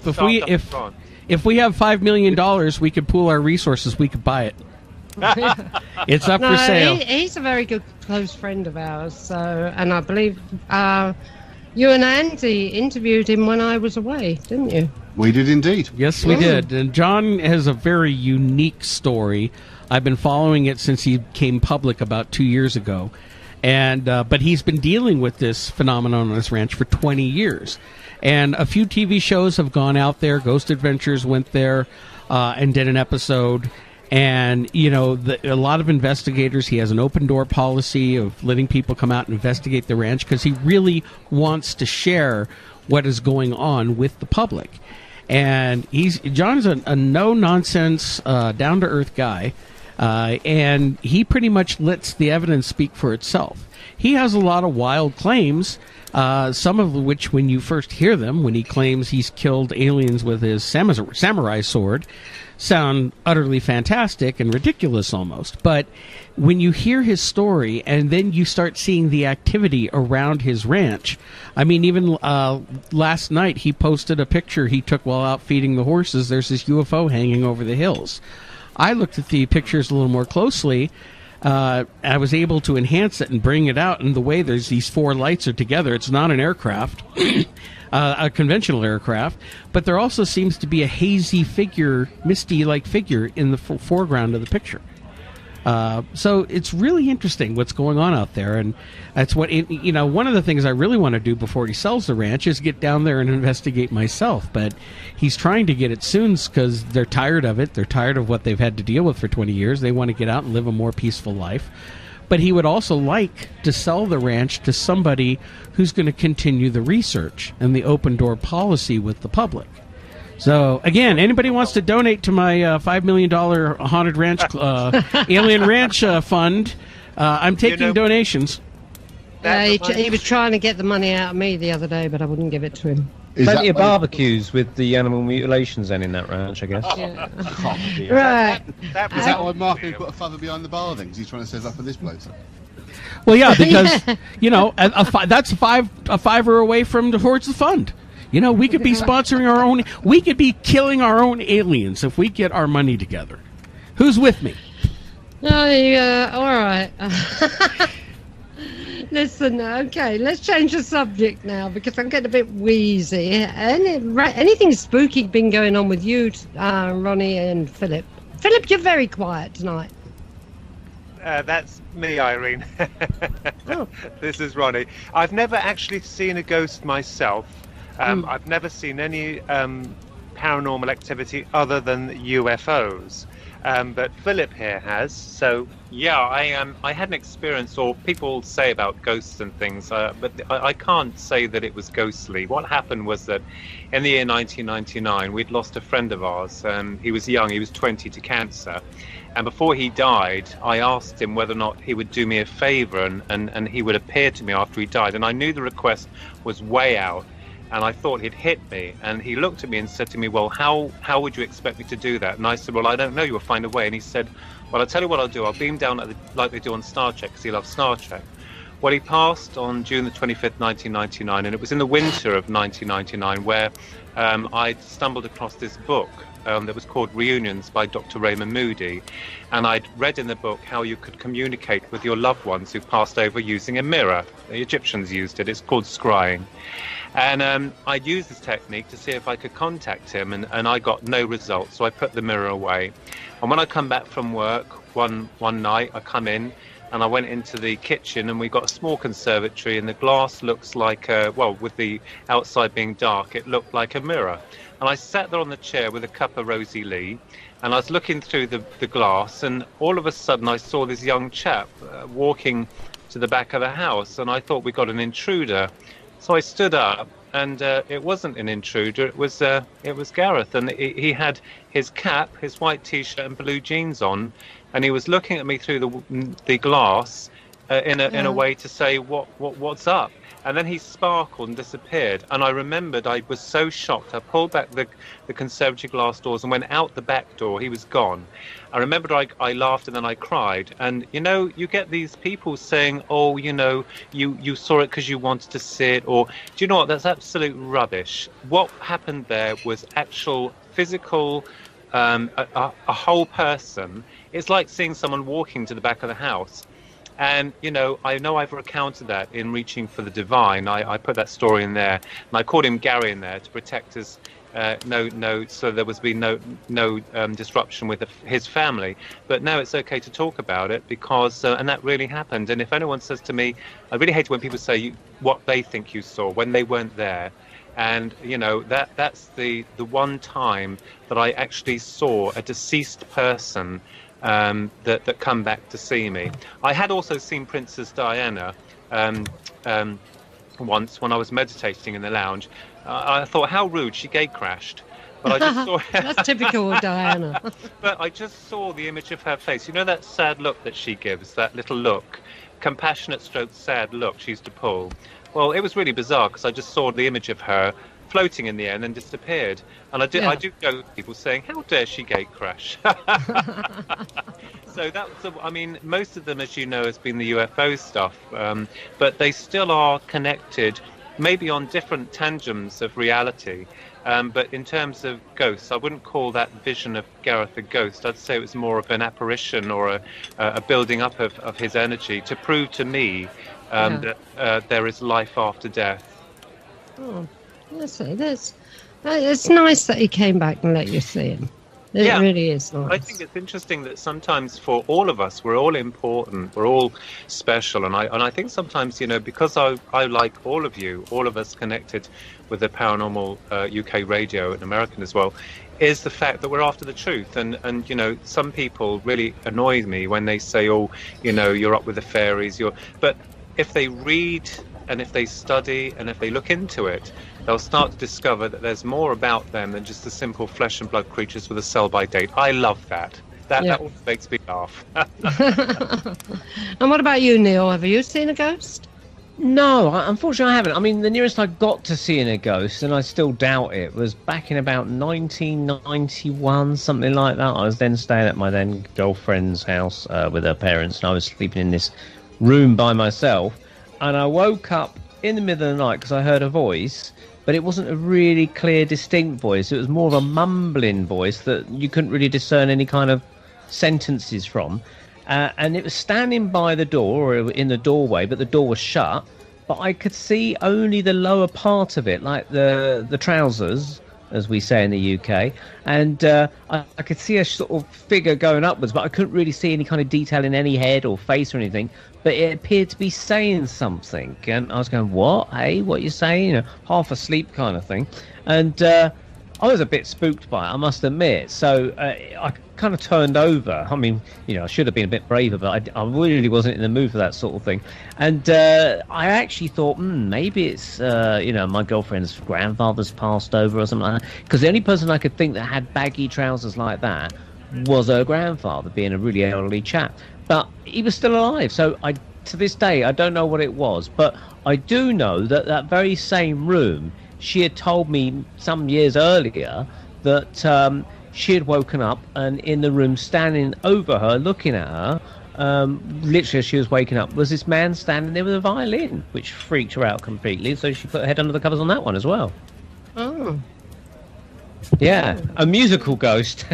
Well, I've seen loads, absolutely. Oh, really? Oh, my God, you're so lucky. Or unlucky, I don't know which way to take it. I don't know. Yeah, that's it. There is a story I have that I was told, although this is Ronnie, I've never seen a ghost or an apparition. Let me explain. For people that don't know, we normally ask Ronnie and Reggie I'm Ronnie and Reggie. I'm talking about the craze now. Old friends again, old friends. Ronnie and Philip to identify themselves when they're talking, because I don't know which one it is. They sound the same to me. They're identical twins, I think. I still think they're the same person. You might be right there. It's all green screen. Okay, then come on, Ron. There was a little story that I heard, and it's actually genuine, where one of the ladies that came for a reading with Philip many years ago, I mean, I can't read for people as well. I raise the skin of a rice pudding, as you were mentioning rice pudding, Chuck. But this lady, she came round for a reading, and she was quite upset. And with Philip, and he described it to me afterwards that what was happening was her baby upstairs in the room, when she put him to bed, she used to keep her door open so she could see the landing and kept the light on. Well, she kept hearing the baby laughing quite a lot of the time in the middle of the night, and she went to check up on the baby and seemed quite happy, and tried to get it back to bed, and lo and behold, it carried on laughing. And one night, she was really curious about this. She thought this is so unnatural because it continually happened. One night, she just shot up in bed and saw this man, oldish man, dressed with braces, very pre-Victorian time, I would say, what she described. And he was coming towards her. And when he saw her and she saw him, he went, "Oh," very gently, and then turned his back on her and tiptoed away and disappeared. She said it completely freaked her out. But what we think happened there was that perhaps that was the child's ghostly guardian angel in a ghost form. So that's what really intrigued me. In fact, I did document that in my book Twin Souls many years ago. I was very intrigued by that, but he was very friendly, had quite a fattish face, rosy cheeks, bald as a coot, and but he was really lovely. And after that, she never saw him again. So that's the only story I can relay on that part to do with ghosts. But very intriguing, yes, all the same. You don't think that could have been a time slip, do you? Because this has happened to me before now, and we've mentioned it many times on this particular show. Yeah. I was in an old house that my son was living in at the time, and he took us up to the servants' quarters, big old house, mansion-type house, and he took us up to show us the servant quarters. And as I went to walk out the door, there was a woman standing by the door dressed in maid's costume, and I knew everything about her for that instant. She looked at me, I looked at her, and we both looked at each other in shock as if we'd seen a ghost. But I knew at that instinct that she was the head, what are they called? The head maid. That's right. The headmistress? Yeah. Mrs. Bridges. The Mrs. Bridges, yeah. The Mrs. Bridges of the household. Yeah. And that, I believe, was a time slip. And also, when I first came here, I walked into the bedroom. When I first came to this house to view it, I walked up into the bedroom, and there was an Edwardian lady standing by the window, looking out the window. She turned in my direction and just disappeared. And I hadn't even got over the threshold of the door then. I was in the doorway. Yeah. The whole house was empty. There was no furniture, not a stick of furniture anywhere. But, that was one of my ghosts. And this is Philip here, but I'll just tell you, Irene, that is incredible when you say about time slips, because we've done a lot of EVP experiments with ghost boxes. I remembered we had a large group many years ago, and this was recorded by another mate of mine called Jimmy. And there was a whole group of us, and we actually had sporadic communication with some guys who'd been killed in Afghanistan. And Actually, one of them proved his name. We researched and found that he did reside where he said that he resided. But to them, it was as if they were still alive. I mean, I know they are, but as though no time. It's really weird when you talk about the time aspect. And I really believe that when they're communicating with us and we're communicating with them, we are on separate timelines, but we seem to connect at a certain time frequency that matches whatever conditions are available through these kind of visions or interactions or electronic investigations. Were they aware that they had died, Philip? Yes, they had, because one of the questions I asked the guy was, is heaven everything they say it is? And his response was, much more. There was a picture of Queen Elizabeth II in the hall where we were conducting these experiments, and one of the participants in the group was an artist, And the artist asked this male, because she's a psychic artist, and she drew a drawing of him because we'd had a few communications with this guy. And the woman, the artist, said, "Do you like the drawing I did of you?" And he laughed and he said, "Yes, much like the Queen." And of course the Queen was above us, so he was trying to tell us that he could see us. And it was a very emotional, very, very emotional connection. And I remembered one of the ladies in the group started to cry. The voice was very clear, the voices were very clear, but he, as we understood, was the main communicator. They wouldn't, however, describe their surroundings to us, but I got this feeling or this impression that, you know, it was like them being on a radio somewhere on the other side, and they were probably trying to experiment getting in touch with someone from this side. So that was kind of like really spooky. And I remembered another time where two scientists had come through, and this is the absolute truth. I was experimenting with the ghost box, and two scientists had come through, and I was having a two-way conversation. However, we seemed to have a gap of an hour where they wouldn't respond, and then all of a sudden I remembered I heard a voice, and it was one of the scientists trying to come through, and I said to him, "Can you tell me about the particle accelerator and whether or not that, you know, will be able to be used to contact you?" And one of the scientists laughed and said, "I can't tell you about that." So, you know, it's really interesting, and when you start to find out from them on the other side, they're just as interested in us as we are them. Yeah, and I mentioned this before, that from my own research I've learned of this thing called a ghost phone or something like that. No, the spirit phone, soul phone, I think it's called, where supposedly the technologists that have passed on, i.e. Marconi, even Steve Jobs and people like that, are all supposedly getting together on the other side and working with people on this side of life to make some sort of telephone communication system between this world and the next kind of thing, so that you'll be able to call them up on your cell phone and communicate with your grandma. Well, that sounds a lot like... You guys all know about Konstantin Rodiev's breakthrough experiments. Yeah, I've heard there was a program I saw where this guy came through on the telephone and spoke to one of the other EVP researchers. Yeah, Konstantin Rodieve. And he actually came through after he had passed over and spoke to this guy on the phone. It's actually recorded, and I've heard that. Well, his book is absolutely fascinating. It's also one of the most boring books I've ever read. It's very much technical. It's very much scientifically written.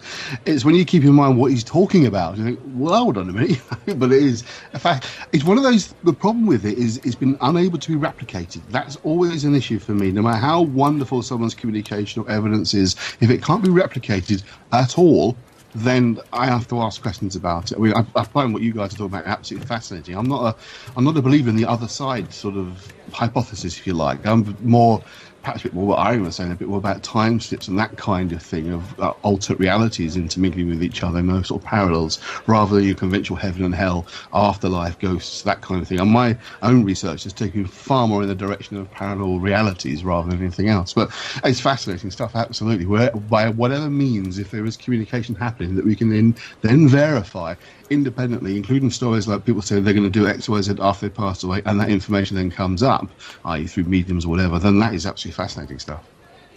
Yeah, it is. I mean, I think the thing is, what we're calling death and the other side, you know, I think it's just a very limited perception of what it is, and really it is all to do with, you know, quantum physics, really, and we're just kind of, we've got such a traditional way of labelling this thing that label is always hard to peel off, and really we need to scrub that label of death and start with something else. Well, certainly, I mean, a lot of the labels we use, certainly in the paranormal world, it's come back to the Victorian age and the birth of spiritualism and spiritual churches and that kind of thing. The theosophical researches, it's all very late Victorian. A lot of the language that's still used today and ideas are still coming from the Victorian parlour, which has its place. I mean, absolutely it's part of the history, but I think it's good to try and move things forward into a different alternate understanding, and I think that's one of the things that things like these networks, us sitting down every week talking about these things, does, because we put ideas out there and people can think about them for themselves. They can agree or disagree. I mean, as you guys know, I run the YouTube page, and I get some odd, strange comments to some of the shows, which I do delete, and others are quite interesting and constructive. So I think just doing what we do, we're getting it out there to people, that it's so much easier now to sit and discuss this stuff and realise you're not on your own. I mean, I was talking earlier on about my first experiences when I was young. Well, in my early teens, I just thought, people think I'm weird. I don't want to talk about sort of the occult, especially by getting books from the library about the Golden Dawn. Oh my God, they're going to think I'm some devil worshipper. So I used to keep it all very, very quiet. And until relatively recently, really, I kept it all very quiet again. It's only the last sort of few years I've kind of come out of the paranormal closet a bit, I suppose is one way of putting it. But I think it's great that we sit and discuss these things, that new ideas can be put out there, and when we do our own experiments and our own research, I think that's really important stuff. Yeah. Well, the great man himself that I met in terms of ufology, in terms of replicating or trying to replicate that, the great Dr. Jack Ballet said that if anyone can tell me what a UFO is, I'll give them $10,000. And still to this day, we know that it's a reality. We know that it's true, but we still don't understand what we're dealing with. And you know, I love the man from that moment onwards even more, because that man worked with Dr. J. Allen Hynek. And of course, as you know, he was the official inquirer to the Blue Book, which was a sham. And but you know, I believe that people have to have their own set of belief systems, as it were, consciously. And as I agree that mediumship is an antiquated terminology for what I would call interpreters, because all mediums do is interpret information that's coming on a different wavelength of energy. So I think it depends on the mass consciousness, or you know, the actual instruments that are being utilized. It would be fascinating to replicate, however, spirit communication, and I do know that a lot of scientists from that side of life are trying very hard to bridge that connection. But you know, as with all things, they sometimes fall into the wrong hands. And going back briefly to Skinwalker Ranch, that's been taken over by a scientific stroke military establishment. So it goes to tell you and show you, doesn't it, that there's a lot that they want to keep from us. Well, as Mark and I were talking on a few shows ago, we was obviously talking with John Edwards, but also spoke about Skinwalker as well. It's all very strange going on there. What you were saying, Mark, about anyone who has an independent military contract, I think you were saying? Well, it's owned by Robert Bigelow, who he owns Bigelow Aerospace. He's another civilian contractor trying to like SpaceX, trying to get into the space program. But, you know, he also runs the National Institute for Discovery Science, which is NIDS, which is the organization that he used when he purchased the Skinwalker Ranch back in the mid-90s. And it was his team of scientists who investigated the ranch. It was all top secret. It was all hush-hush. Now, one of the scientists, Colm Kelleher, came out and met with investigative reporter George Knapp out of Las Vegas, and they wrote the book Hunt for the Skinwalker, which shined the light on the ranch. But since that time, it's locked up, it's heavy security, you can't get near it, and everything that Bigelow's learned in the last 20 years, he's kept to himself. This is one of the reasons why I more support what's going on with John's ranch, is he's trying to be very open about it. He wants, even when he sells it, he wants that work to continue. So I applaud him for that, for wanting to keep it in the public eye and keep people learning and trying to discover what it is, because I think the government has enough frickin' secrets. Do you know the? This is Ronnie. You know the incident there, Skinwalker Ranch. That does remind me of something I read about many years ago, the Kelly Hopkinsville incident with the family that were terrorized in the early hours of the morning by these, I would say, floating goblin things. They were white and they used rifles to fire at them, and the police were also called. Do you remember that incident? I don't personally remember that incident, no. No, that was actually on a ranch as well. I think it was the 1960s, I think. The late 1950s or early 60s. The Kelly Hopkinsville case. Yes, they were like, well, we call them aliens, but they looked like floating goblins, and they terrorized this family, and they called the police, and the police came out. They heard the shooting, and eventually the family, I think, did they sell up, Philip, or they didn't want any publicity? They left the ranch, I think. So it sounds very similar, albeit different sort of creatures. Sure, fantastic. But what's also interesting is that the areas of the ranches that we've spoken about here is that when there are any form of extraterrestrial intervention, as we call UFOs, they always leave an area of high strangeness, or kind of like a dimensional opening or a portal, where perhaps the energy between the two dimensional openings hasn't closed correctly. So that would be a really interesting. I mean, I wish I had the money. I'll go to the bank tomorrow and see if I can get that much money, but I think they're going to turn me away, you know? Yeah. I don't think you have to go that far afield, to be honest with you. I think there are locations in the UK where there's similar kind of multiple layers of strangeness occurring. A place I've investigated a number of times in Gloucestershire, Woodchester Mansion, has got a whole history of other strange things as well as the hauntings within the building, other odd sightings nearby and above in the sky. So I think there are places around the world that are of high strangeness, you know, where there is something specifically about that location that's almost unique to. Another one that springs to mind is Highgate. I mean, I know Dave Farrant quite well, the Highgate vampire guy, and he'll tell you the same, that he doesn't think it's a vampire any more than it's Dracula. It's something weird about that area. And the history of the place goes back hundreds of years of strange reports and strange sightings before the graveyard was even there in that Highgate village area. So I do think there are places closer to home that you can get access to that are still pretty strange. So Now, I think it's time for another round of drinks. Who's with me? Who needs some beverages here? Tasty beverages. I do. Okay. I do a nice stiff spirit drink. Andy, you're late, so it's your growth spirits. It's your turn, Andy, to go up to the bar and get us a drink. Mark, did you ask Andy to get me my vodka martini? Yes, and I asked him to get me another pack of crisps, so we're ready to rock. But did you tell him to have it shaken, not stirred? Do I have to take your bloody order for everything? With a cherry in it, please. A vodka martini with a cherry? What vodka about martini, olives? Shaken, not stirred, and put a cherry in there for me. I love cherries. Okay, hang on. Andy, throw a cherry in that for her. Okay. Anyway, well, we're having a good time tonight. Lots of our friends coming around here. This pub is rocking as usual for Halloween. I still haven't seen any ghosties yet, but I think that means I need to drink a little bit more. Well, you've had plenty of spirits around you, but that's I need them totally in me. They need to be in me to do any good. Yeah, not in the glass, I know. Yeah, no, down my throat, into my stomach. Oh. Oh, it's delicious. Uh-oh. Oh, So well, look. what was it you ordered, Mark? Mark, what was it you ordered? Oh, Andy. Was it bacon crisps? Because they've kind of gone now. Pork rinds. Sorry about that. I heard pork rinds. Pork rinds, yeah. Well, Andrew Well, Chaplin, thank you for joining us. I'm glad you could pop on down to the pub and meet us here. Yeah.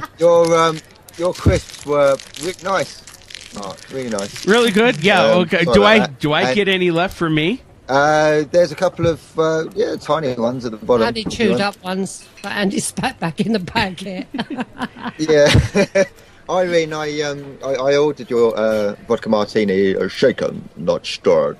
And they couldn't find a cherry, but they found an old stone from an apricot. So I put that in for you. It was just in the Suck on that one later, yes? It was just on the toilet cubicles, kind of like near the basin. But don't worry, because I run it under the tap for a while and a bit of soap on it. Good as new. Popped it straight in.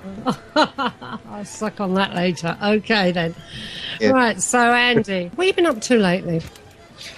Well, I have been manically putting together tons of psychic fairs and pubs and events and things like that. Something like 15 in a row.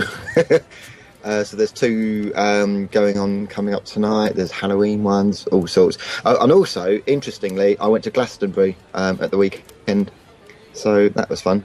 What was did it? all What was kind in of like Glas? little psychic shops, witchy shops. Got some tarot cards. Oh, you bought Was some. that Mark? Yeah, you bought some tarot cards. Yeah. I went to Glastonbury, bought some tarot cards, went up the tour, visited lots of new age spiritual type shops.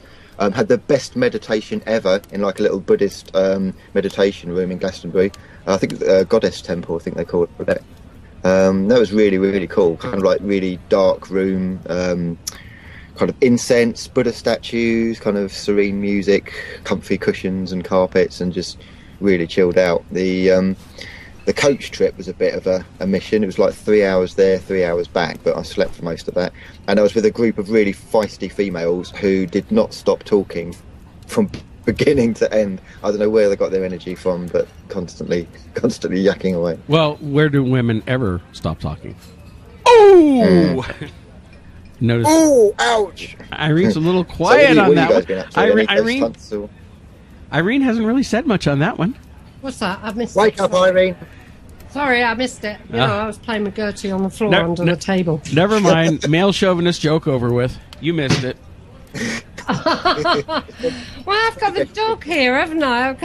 I've got the paranormal pup with me. So I've been under the table with her most of the time playing. Oh, there's another dog just walked in. It's growling at me now. I'm glad that's more important than my life, Irene. What's happened, darling? I missed it, sweetie. Well, he was talking about going to this Buddhist temple-like thing and doing a wonderful meditation, which, you know, I would love to do something like that. You don't find very many of that where I am, which is kind of technically part of the Bible Belt here. So, it's not a lot of New Agey kind of stuff around here. But you're not into New Agey stuff, Mark. Well, no, there's not, but there's all the shops and everything. I still like floating in and around the shops. Just like you like the shops. I think you'd like Glasgow, Mark. If you came to England, I think you would like it. Oh, Glastonbury. He's got to go to Glastonbury. Everyone has to go to Glastonbury. Don't go during the music festival because it'll be ram-packed, and just go when it's out of music festival and you'll love it. Definitely will have to. That'll be on my bucket list. We ever get my butt over there so we can start doing some of these things. I'm sorry, what was that, Andy? Sorry. They've got the Chalice Wells there as well. The Chalice Wells is kind of like where you kind of dip your feet into the well water, and it's supposed to give you healing. And there's water that you can fill water bottles up with and drink it, and it's supposed to kind of like give your body a healing kind of thing. Dating back to a long time ago, I forgot. But I think is there a King Arthur? Yeah, I'm not sure, but it dates back hundreds and hundreds of years, Mark. Yeah. We've got them all over the place. You know, we've got Bath just down the road from me. Yeah. Yeah, with all the healing waters and everything, mineral waters. We've got mineral waters all over the place. Yeah. Well, it's a beautiful town. The little town by me in Manitou Springs, that's where they get their name because they have like 2 or 3 different mineral springs that they're tapped into. In fact, they have the water flowing in town out of spigots. You could fill it up to drink it, or you could do whatever. But it's each one has a slightly different mineral variety of the taste. So you can just walk by and there's this fountain. You go up, fill it up, and or you could pour it in a water bottle, put in a little like Kool-Aid or something, and make soda pop out of it. Because it's all naturally carbonated. Or you could go around them all and do a bit of water tasting. A bit different for beer tasting, isn't it? It is, because the different mineral content, they used it back at the turn of the last century. People who had tuberculosis would flock out here to the springs, not only because here in Colorado the air is very dry and the high altitude, but also the mineral waters were supposed to have a dramatic effect on reducing the effect of tuberculosis. Not exactly a cure, but that's how the town really got built up. A lot of rich Easterners came out here and made the town. So it's really interesting history. So, Andy, what else are you doing? So this is a very busy time of the year for you, isn't it? Because you're still managing to get the radio show. By the way, Andy and Neil broadcast the Paranormal Peep Show on the Paranormal UK Radio Network. We do indeed, and we're always looking for kind of fun and interesting guests as well. So if anyone's listening to this that can either recommend somebody or has quite an interesting paranormal tale to tell, get in contact with us. We're also on Facebook, so if anyone wants to join the Paranormal Peep Show on Facebook, please just search that. And for my own kind of little psychic stuff, if you want to have a look at Tuned In Events, Tuned with a D, Tuned In Events on Facebook as well, and you can see all the kind of things we get up to. So that's really. And Andy sold himself now. Yeah, well, it's probably done really. Have you had any strange happenings? Anything strange happening? Just trying to think. It's Halloween. This is Halloween. We need ghost stories. We need paranormal events. Stories, right? It's okay. So not so much me, but friend of mine who will remain nameless to protect her identity, but she's one of my psychic readers, and she's kind of like just in the beginning stages of developing her mediumship. So she started off kind of reading tarot for fun. And doing a few psychic readings for fun, and she's rapidly going into mediumship, and she started getting information coming through where she lives for a friend of hers who's either their relatives or their friend passed away quite young, and she started getting the information quite thick and fast for them, and she's a little bit freaked out by it. And I kind of knew she would go in that direction because she is quite psychic, and I knew it would eventually get mediumistic, so she's kind of trying to cope with that at the moment, and she's getting the usual things that I used to get, things like the lights dimming and the lights going out, electrical equipment being interfered with, and all sorts of things like that. So not so much myself, but certainly for my friend, it's all going a bit strange. We have of course got bonfire night coming up for those in America listening. That will be kind of like celebrating the killing, essentially, of Guy Fawkes, who plotted to blow up Parliament. Did you see the series that's just been on the television, Guy Fawkes? God almighty, talk about hung, drawn and quartered and pulling their bits out. Oh, yeah, we were ruthless in them days. Oh, yeah. Animals. Yeah. Anybody that blooming got on your nerves, you just hung, drawn and quartered them and took their insides out and just dangled them up in the air. Oh. It's a bit gruesome, I know. I mean, this is why I kind of feel like I'm an alien on this planet, because I look around and I just think, what is this species doing? They're insane. And the insanity hasn't really stopped, it's just changed form. We've still got the dark ones, we've still got the Illuminati and the Satanists running the show, so to speak. Who's running them? Who knows? That might go in a different direction, but certainly, the madness is continuing. It's just kind of slightly changing form. We're just getting more technologically advanced in working out how to kill each other. Yeah, well, isn't it? I tell you what, the series, we watched all of the series this last week or so, and the last one was the other day. And how did it end up with poor Guy Fawkes with just his head stuck on a pole? Actually, are there any reports of any Guy Fawkes phantoms or ghosts anywhere? Because you'd think he would be seen somewhere. Well, I don't know. I've been in the House of Commons many a time, and there's quite a few spooks in there, but usually they're called MPs. I don't know who's more dead, some of the House of Lords or the actual spooks. Our bloody congressman over here. There are plenty of ghosts that walk those corridors, I've got to admit. Yeah. But Guy Fawkes, I don't think, is one of them. Well, let me ask a question. Being the dumb American here, is Guy Fawkes considered a villain or a hero? Or does it depend on who you're talking to? Well, he would have been a hero if he'd blown up the Houses of Parliament like he intended. Yeah? He would be a villain in the eyes of the English and the Old English, and he'd be a hero in the eyes of the Catholics or the Scottish, I would imagine, because I think his game plan was to get rid of the entire English Parliament and bring in like a Scottish Parliament or like a Catholic Scottish king, I think was the idea. It would be really interesting, this whole butterfly effect of what would happen if he was successful. What would happen? How would today look like if he had been successful and wiped out the either the Protestant or the whatever it was at the time and brought in the new Catholic regime?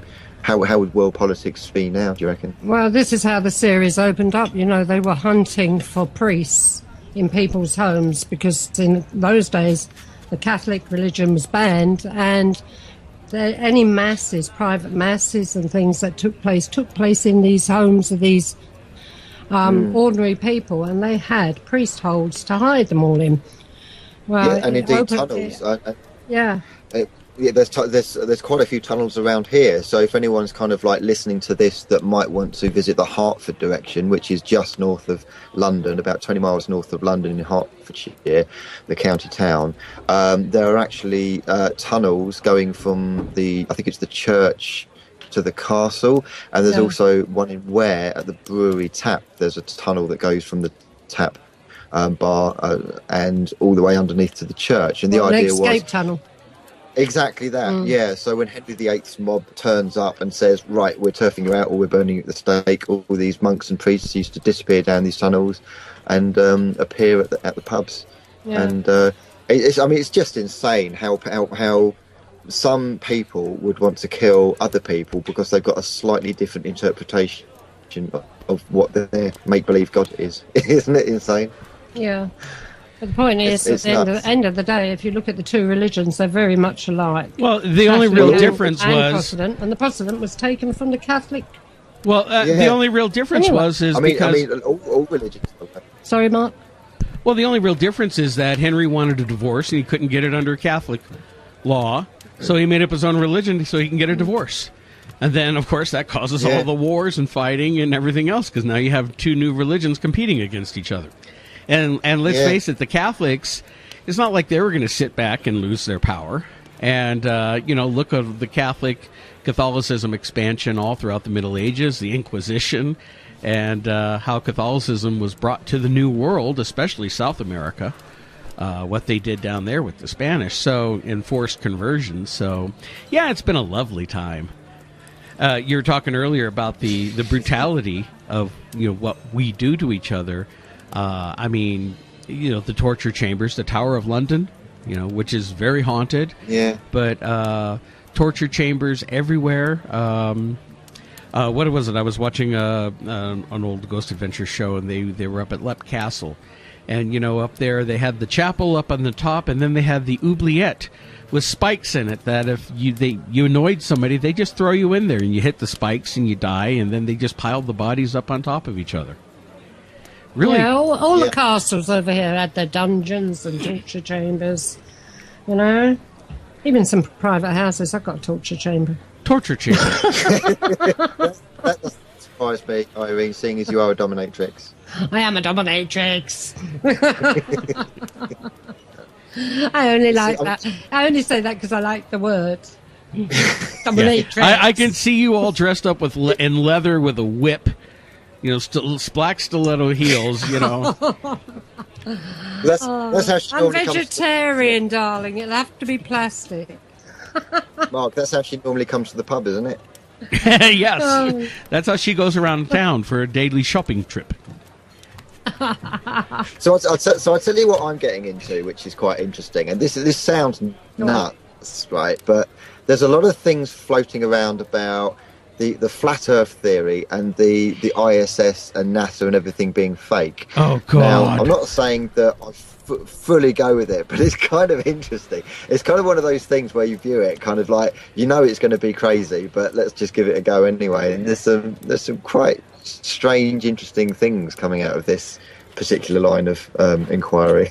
I don't know if you've delved into it or not. Okay. What I want to know is, if the Earth is flat, where does the sun go at nighttime? Considering it seems... This is the whole weird thing. Underneath, yes, but it's going in a circle. It comes up in one direction. I'm sorry, Andy, go ahead. Yes. Okay, so are we living in some kind of weird Star Trek style holodeck, or some kind of like alien based petri dish where we're kind of like almost like in a little snow globe where all these kind of like the sun and the moon and the stars are all kind of like projections or kind of managed in some weird way? I don't know. It's just kind of interesting because there's a lot of pilots that are basically saying the higher we go, it just seems like the horizon never curves. It seems kind of but what about flat. when you see shots sent back from spaceships from outer space and everything? We look like a ball. Well, but the next question is: are we being told the truth? Like, are we actually seeing shots from space, or are we seeing illustrations? For instance, there's a shot you'll see of 8 different versions of Earth, supposedly photographs, but they're all kind of different in their kind of their hue and their colour, and then there's even more weird things. Like, people have noticed there are some official NASA photographs where it looks like clouds have been kind of like cloned. There's a cloning tool on Photoshop where you can kind of like take one part of an image and clone it somewhere else, and that's really odd. Like, why would you need to do that? Why would you need to add clouds to but the way I look at it, Andy, right, We're always trying to break records here, the swim, the channel, this, that, and the other. Why hasn't somebody tried to get one from one side of this so-called flat Earth to the other side and have a look, see what's over the top? Somebody needs to go. May I introduce you to Admiral Byrd? I don't know if you know the story of Admiral Byrd. No. So in the 1930s, Admiral Byrd decided to fly to the Antarctic to see what was there and fly over it. And he swore that he came back and he said that there was civilizations and cities and forests and weird things like this beyond the ice caps, beyond these polar ice caps. He then came back, and immediately after that, there was an international treaty drawn up that bans anyone else going to the Antarctic, in theory, to preserve the natural beauty of it. And if you go now, it's under strict supervision. You have to have a permit, and you're only allowed, fairly close to it, but not fully all the way into it. And all of these countries have signed up to it, saying that we're not going to go there, we're not going to touch it. And there's a weird theory that if there's a flat Earth, what people perceive to be the Antarctic is actually an ice ridge going around the entire kind of plane of existence, the land masses and the sea that we're all on. So if you imagine the UN map, the map of the UN is like a flat kind of map, and imagine an ice kind of wall all the way around that. Some people are actually saying that the Antarctic isn't actually kind of like a mass at the South Pole, but is in fact an entire wall going around all of our civilization, as if we're in a so on the other side of this wall, we've now got more towns and. Well, this is it. I mean, so this then. Where does the edge stop if it's a flat Earth? Where is the edge? Well, we don't know. We don't know. I mean, could it be that this reality? Oh, they go in the opposite direction. See what's down there. Well, what I'd love to do is get some rockets and kind of fire them up into space, and to see what there really is, and fire it kind of where we think the Antarctic is, and see what's there as well. It's kind of really interesting. It's one of those things where I don't know. It kind of makes you question reality a little bit, but you're not quite sure. I mean, I don't 100% prescribe to it, but all I can say is it starts off nuts, but then you kind of you come across things like people have tried to measure the curvature, and they just find that it's flat. And they've tried kind of doing this with lasers and along kind of hundreds of miles of stretches of land and water, and they found that it's flat, and it's just nuts. Okay, yeah, but here's the other thing though too. Last night, Irene, I was talking to you, and it was 12 noon here. 6 o'clock there, bright daylight here. It was barely just hitting noon, and you're already in darkness. So, for flat earthers, explain that to me, how part of the planet was dark and the other part is light, if the planet is not curved and part of it is facing the sun, part of it is not. Explain that one to me. Well, what if the sun is kind of what if the sun is some kind of created force or created energy that's actually a lot closer than we think, and is almost like a spotlight that kind of on a, I don't know, either a rail or trajectory of some kind. Okay. Another curious thing is aircraft. Apparently, what happens when an aircraft crosses an ocean like the Atlantic?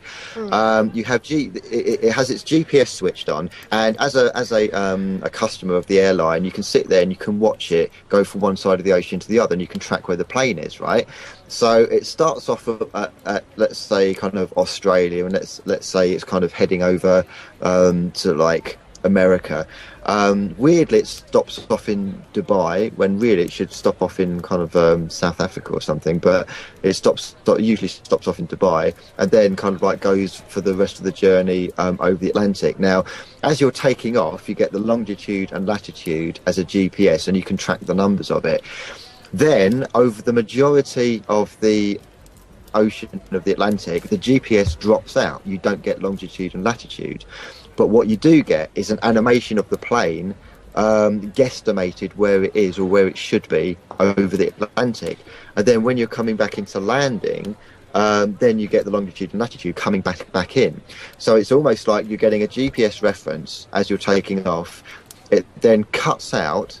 You're getting kind of like a computer prediction of where it should be on the Atlantic, and then when you're just about to land, you get a GPS signal again, and it comes back in. Why is it the GPS cutting out?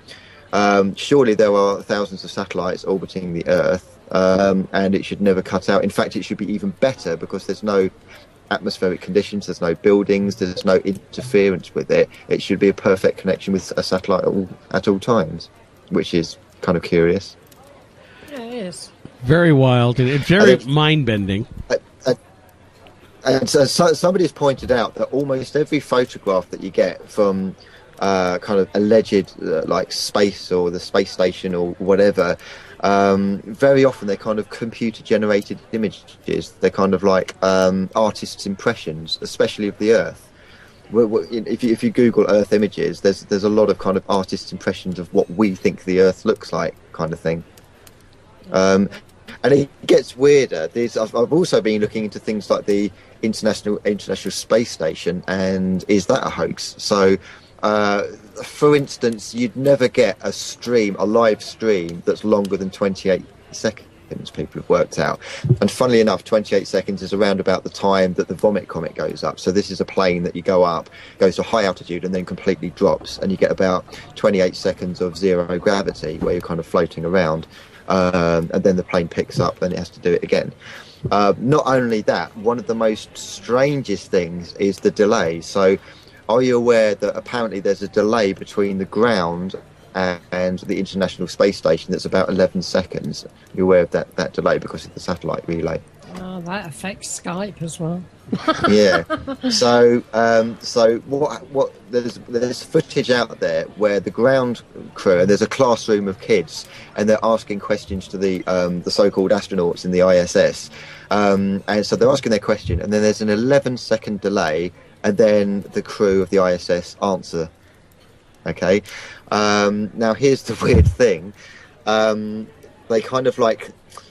So the classroom asked a question, 11-second delay, the crew answer it, and then there's the 11-second delay coming back down to Earth. The children laugh at the responses because they kind of cracked a joke.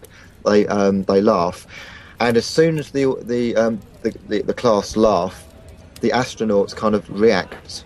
Their faces are kind of like reacting to the classroom before the 11-second delay. Oh. Yeah. Interesting. That's one to leave the show on. Yes. That's a thought.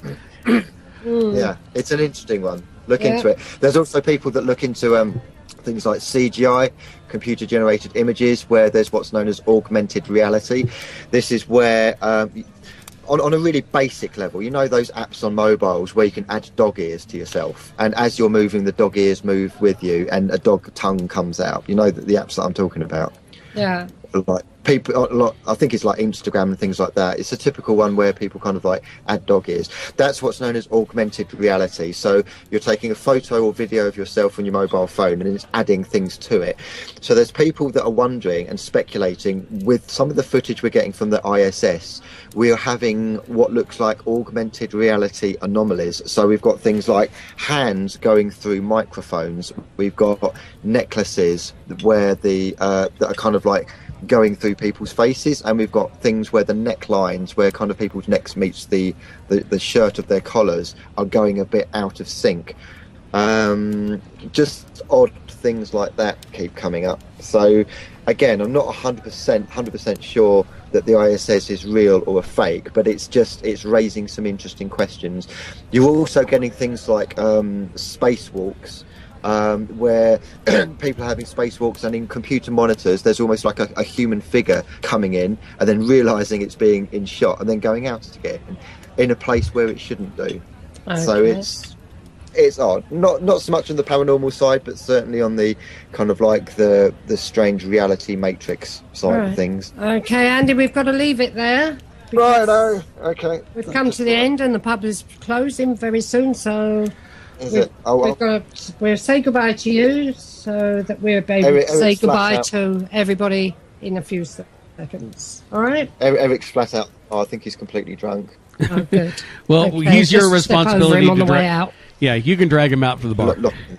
Okay. We'll look into the toilets. It'll be fine. Okay. All right. Well, Okay, thanks see you for later, coming folks. on, Andy. Okay. Well, All right. bye-bye. Bye-bye, darling. Bye. All right, I guess you don't make chai latte. Okay, well, guys, I've got the drinks, but still I got my chai latte. He was going to throw nuts at me, so I changed my mind. It's about bloody time.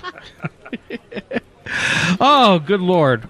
Well, we just got back in time, but you know what? We've run out of time here, so we want to thank all of our listeners for tuning into our Halloween edition of Paranormal UK Radio, broadcasting from the Cock and Bawls pub here in the UK.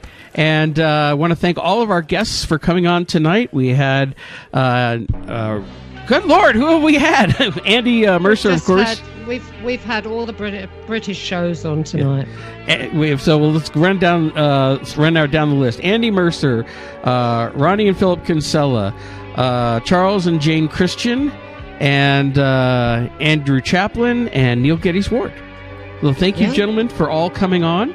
And and Simon Entwistle. And Simon Entwistle, yes. Simon, thank you so much for coming on. And everybody, thank you for tuning in. And we're going to just sit here and continue to drink and get pissed. That's right. That's right. No trouble. So we'll catch you all next week, everyone. Have a good evening. All right. Night, everyone. Good night. Bye. Bye.